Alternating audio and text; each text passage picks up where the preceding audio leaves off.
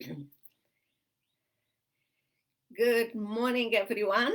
I am so happy to be here. Welcome back, everyone. Happy to have you here. It's difficult to listen to the news those days. They are constant struggling at work, at home, anxieties everywhere. Social media can be discouraging, and many of you are disheartening. Our country seems to be splitting apart. This turmoil affects all of you, and I'm glad you share with me, sending me your questions. Many of you don't feel under current circumstances ready or to have the courage to stand up. I'm here to encourage you that your ability to build your courage for tough times or even tougher times is within your grasp. I will share with you the 3 steps to follow to start building your courage for tougher times right now. For more trainings, you can go to virginiaprodanobooks.com/freedom coaching. Tell us your needs and we will help you. All through we live in challenging time, we can trust God and have his inner peace. He knows. He is sovereign. He knows the story from the beginning to the end. His plans, his plan is perfect. What do you fear the most? Many of you said, how can you stand during tough times and have courage? Well, by building our courage by faith, step by step, every day. Remember the story of Joshua who fought the battle of Jericho. God promised to be with Joshua the same way he was with Joseph. He told him, I will be with you. I will not fail you. I will not forsake you. And God promised him success in all he did.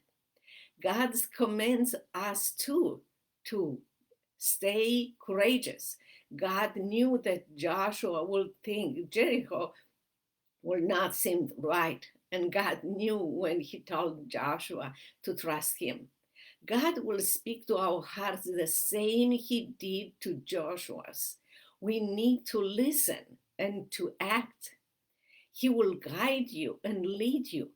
Think about when you go through tough times, what do you do first? I'm sure maybe you call your relative friends for support. But often we fail to call on God first, the only one who can really help us. Friends aren't always going to be there, but God will. The Bible also is filled with passages of people transformed by God to have courage in hard time. Read the Bible, read those human stories, people like us, and your faith will be increased. Your view of God will change you and your life. Your peace will come from knowing God and following God's words. The Bible commands us too to have faith and also challenges us to have courage. It takes courage to make changes in those areas of our life that need changes, that we are fearful. Those are not synonym, courage and faith. Joseph was a man of faith and also exemplified great courage. Here are for you the 3 keys to overcome fear and to build your courage for tough times. Number 1, face your fear. The way many people deal with fear is fight or flight. Either fight the source of fear or run away. Joseph clearly couldn't ignore his fears. They were all over. Sold as a slave, accused falsely, and imprisoned unjustly, forgotten in prison, had to deal with the grief and heartbreak by his brothers. But Joseph had the courage to confront his family based on his faith and forgiving them.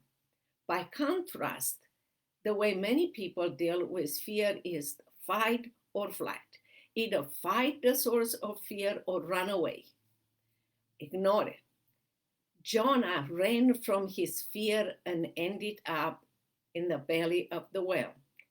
Do not run from God, from addressing a problem, from the hard work of fixing a relationship, for caring confrontation, for making a necessary change in your life, from fixing your financial addiction, marriage, or habits, whatever you have.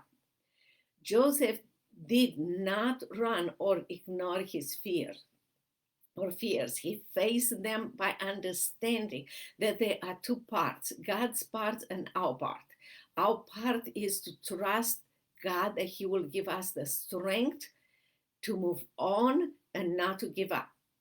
God's part is that Joseph trusted that God will give his strength and He will keep His promises.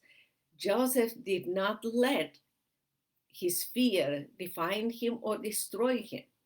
He faced his fear with faith that replaces and gives him courage.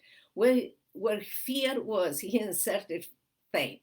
He knew that was nothing he could do about his circumstances, but the way he looked at the circumstances. What he could do was to change the way he looked at the fear. Face and fight, not fight and flee. Face your fear heads on, do not give up. Being afraid is one thing, but adversity and fear do not have to defeat us. Your adversity can be the springboard for your victory when you face and fight your fear. How we handle our fear will determine how we live now and the rest of our lives. Number 2, focus on your faith, not on your fear, because your focus will dominate your mind, heart, and life. Facing your fear, focus on fear are two different things. I believe most people focus on their fear. Courageous people focus on their faith. Traveling daily with God puts your heart, your mind, focus on the right place. Your focus matters. Peter focused and looked down on the water. Lot's wife focused and looked back at Sodom and Gomorrah. Adam and Eve focused and looked at the forbidden fruit. Ananias and Sapphira focus and look at their money. David focused and look at another man's wife. Judah focused and look at self-preservation. But Joseph kept his eyes on God. Joseph focused on faith, and based on that, he did amazing things, including forgiving his brother by telling them, do not be distressed and do not be angry with yourself for selling me here, because it was to save lives that God sent me here ahead of you. Genesis 45:5. He also said to them, it was not you who sent me here, but God. Genesis 45:8. And number 3, connect your heart and mind to the facts, not your feelings, in order to foresee your present and your future with Christ. We define fear as false evidence appearing real. And it's true. All you see in your circumstances are only partial evidence of your circumstances, not the entire story. How you will face your fear with faith and courage and allowing God to help you to overcome is the bigger part of your story. I'm sure Joseph felt all the fear, pain, and adversity, but he courageously focused on faith in God, and faith fortified his heart, mind, and his spirit. Our feelings are important, but unreliable. Facts are typically more reliable, but faith is the most reliable. Joseph did not ask for hardship. He was convinced by faith that God has given God is with him, and he was not ready to give up on God. He knew God has a plan in every situation. He looked at his past. He knew that God was able to turn evil into good. We need to be focused like Joseph on God as our source of wisdom, guidance, strength, and encouragement. And remember, you are never alone. Christ is with you, in you, for you.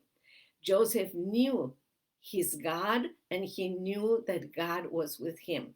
Joseph lived his entire life knowing that God was with him in the past, was with him in the present, felt that, and that he will be with him in the future. Life might be extremely frightening, scary, uncertain, dreadful for you during this time.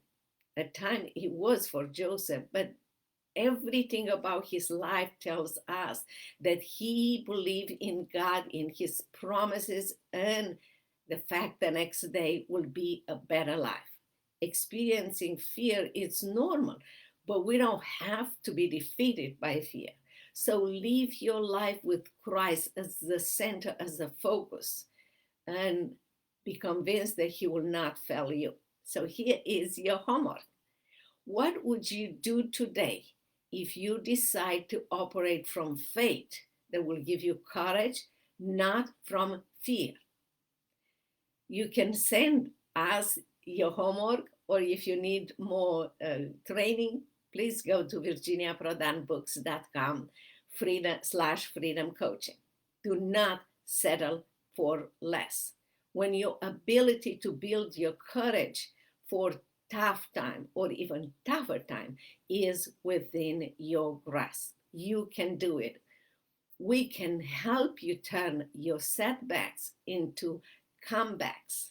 Together, we can do it.